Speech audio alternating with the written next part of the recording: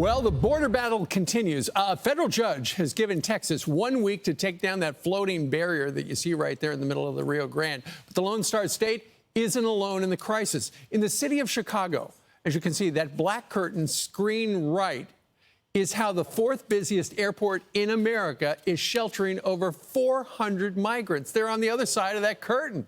That's up from the 31 that were there in the beginning of August. Here to share with what he's been seeing on the ground is our buddy, Chicago reporter William Kelly. William, good morning to you. Good morning. Thank God. Yeah, listen, so what's the deal? They get 433 migrants at an airport. An airport doesn't have really good bathrooms. I don't know about showers. What are they going to eat? This seems like a dumb idea. Well, they're already complaining about the food.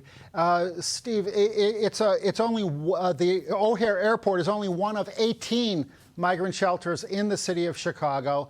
And the last time I was at OHare doing a story, it was on homeless Americans living at OHare. Well, the city of Chicago has kicked the homeless Americans out of OHare to make room for the migrants. Mayor Johnson campaigned as the people's mayor. Sadly, the people are telling me that he's the migrants' mayor.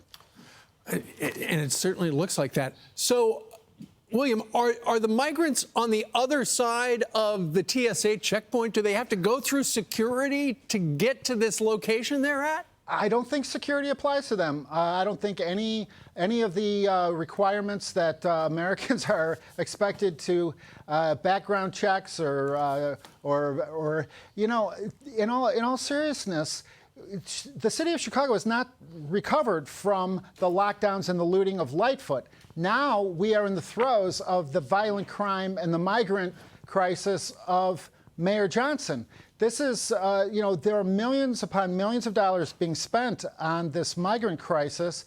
Nobody knows where the money is going, what it's being spent on. You know, there was a time where millions upon millions of dollars would, at bare minimum, need to be voted upon and somehow accounted for.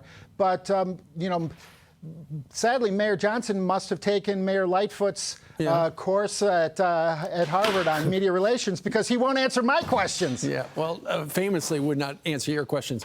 So the big question is, with all those migrants there, and given the fact that today here in New York, school is starting, and you got to wonder, those 433 migrants out at the airport, I'm sure there's some children there. It's not like they're going to, go over to Hudson News to learn school. It is horrifying on every level. One of the migrant shelters in Chicago is directly across the street from my building on Michigan Avenue. So I look out the window, and it's like a scene from Mad Max every single day. So it is a fail on every level. And sadly, the concerns of the people of Chicago are being completely brushed aside. William? Yes. Just one real quick final question. We just played a soundbite a little while ago of Mayor Adams here in New York blaming Republicans and Donald Trump for the border crisis in New York. Who in Chicago do the people of Chicago blame for this? The mayor? Well, the last Republican mayor in Chicago was about 100 years ago, Steve. I'm sure that it's all his fault.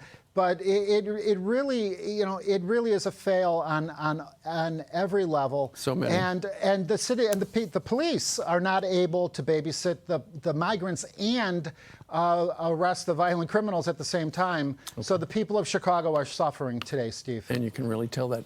William Kelly, sir, thank you very much for joining us today from Chicago. Thank you. God bless you. God bless. I'm Steve Ducey. I'm Brian Kilmeade. And I'm Ainsley Earhart. And click here to subscribe to the Fox News YouTube page to catch our hottest interviews and most compelling analysis.